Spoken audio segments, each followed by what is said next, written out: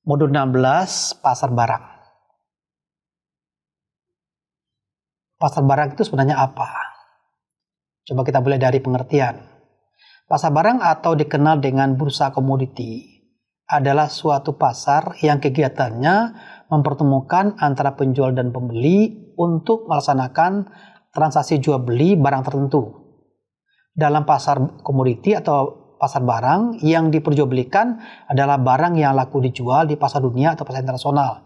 Misalnya kopi, kedelai, kakao, gula, jagung, tembakau, karet, CPO, emas, perak, tembaga, dan lainnya. Itu pasar barang. Jadi pasar barang bisa kita lihat bentuk fisiknya. Dan produk itu biasanya diperjualbelikan sifatnya umum. Selanjutnya pasar barang dapat dibedakan atas dua macam. Ada pasar bersifat fisik, ada pasar komoditi berjangka. Pasar fisik adalah kegiatan perdagangan di mana penyerahan barang dari penjual kepada pembeli dilakukan setelah transaksi atau penyerahan barang secara tunai. Jadi artinya produsen menyerahkan barang, si konsumen menerima barang dan melakukan pembayaran. Itu disebut di sini dengan pasar fisik. Jadi pasar fisik itu barangnya ada, uangnya juga kelihatan. Pasar fisik. Berikutnya pasar komoditi berjangka adalah suatu kegiatan perdagangan di mana diperdagangkan surat kontrak yang mewakili barang yang disimpan di gudang dari penjual kepada pembeli. Pada pasar ini setelah transaksi tidak segera diikuti dengan penyerahan barang, pada pasar komoditi berjangka utama transaksi seringkali spekulatif, bukan transaksi jual beli secara murni.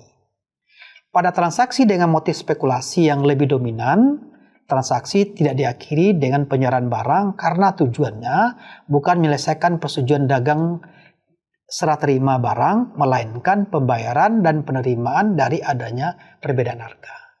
Jadi dimulai dulu dari transaksi. Jadi transaksi bukan dalam bentuk barang, transaksi mengenai harga. Jadi transaksi barangnya apa, kualitasnya bagaimana, kemudian berapa harganya. Barangnya kan belum ada. Kita mulai dulu dari transaksi. Tapi transaksi ini cenderung sifatnya spekulatif. Bisa saja bahwa barang yang ditawarkan, yang mau dijual itu mungkin barangnya kualitasnya nomor 2 atau KW2, tapi yang disampaikan KW1. Atau seterusnya. Nah, pada saat terjadi transaksi, barang nanti dikirimkan terakhir. Dan kemudian mengenai pembayarannya disepakati dulu. Kapan pembayaran dilakukan?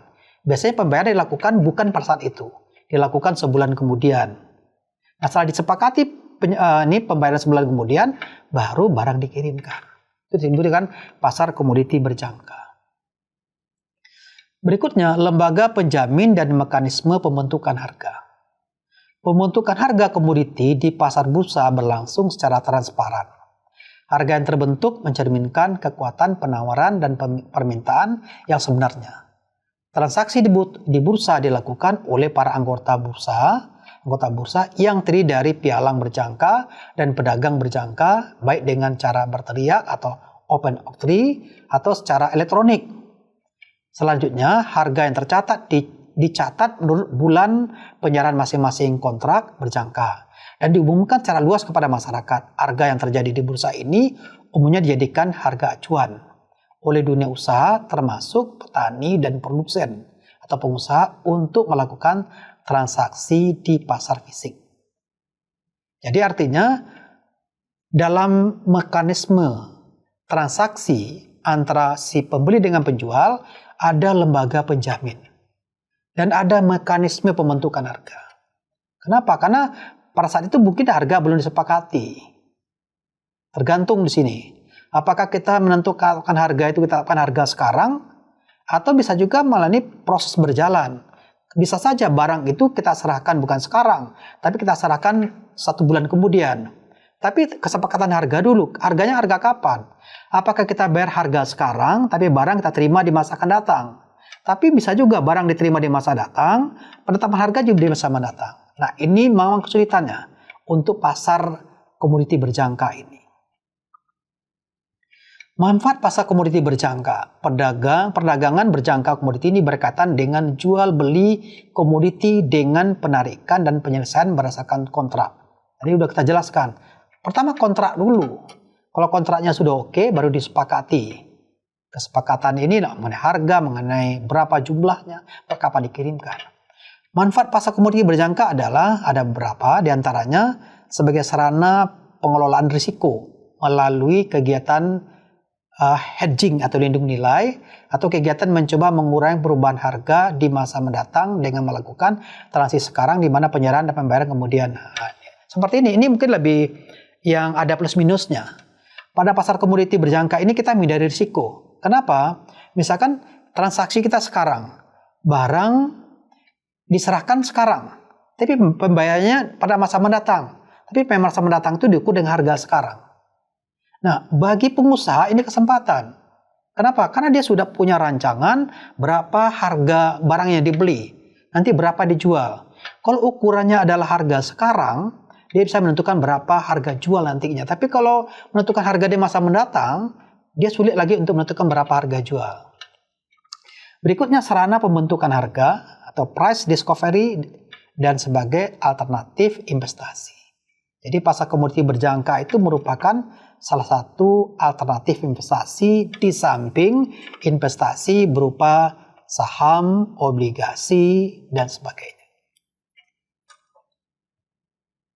Contoh pasar berjangka komoditi banyak sekali di sini. Pasar berjangka biasanya digunakan oleh para produsen, konsumen pedagang maupun spekulan.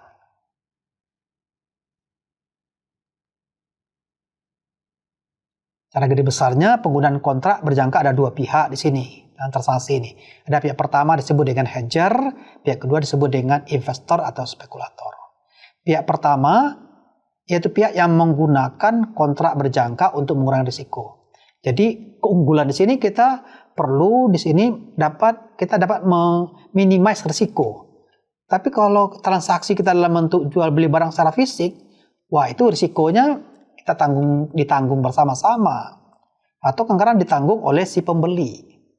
Pihak kedua yaitu mereka yang ingin mencari keuntungan dari adanya fluktuasi harga. Maka di sini ada disebut dengan spekulan-spekulan, ada sebagai penghubung dan sebagainya. Fungsi pasar komoditi berjangka ada beberapa, ada transaksi margin, ada standarisasi kontrak, ada hedging, ada short selling. Contohnya ini kan suatu kasus. Misalnya petani kebun kopi menjual biji kopi hijau dengan harga per pon. Harga itu bisa per pon, per kilo, terserah di sini. Keduanya menciptakan laba pada harga itu. Mereka hendak mau melindungi biaya-biaya itu pada tingkatan bunga senantiasa. Investor sepakat kalau bila harga kopi turun di dasar tingkatan yang diterapkan, investor sepakat untuk membayar selisihnya kepada petani kopi. Nah ini kan adanya perlindungan. Jadi kalau kita membeli kopi, kita beli kopi sekarang, kemudian mengenai harga di masa mendatang, ternyata harga masa mendatang harga lebih tinggi. Nah berarti di sini yang rugi itu adalah si pembeli. Maka di sini ada yang menjamin selisihnya. Oke, nah. Bila harga kopi lebih besar daripada harga tertentu, investor menemukan untung untuk si pemanggang. Bila harga kopi hijau melampaui tingkatan yang disepakati, investor membayar selisihnya, serta si pemanggang memperoleh kopi pada tingkatan bisa diprediksi. Bila harga kopi hijau lebih rendah dari tingkatan disepakati, si pemanggang membayar harga yang sama serta investor menemukan untung. Si pemanggang itu artinya yang ini petani kopinya. Petani kopinya memanen dan langsung melakukan proses pemanggangan. Oke, untuk pertemuan untuk modul yang ke-16 dan kemudian kita lanjutkan nanti pada modul ke-17 pada kesempatan yang lain.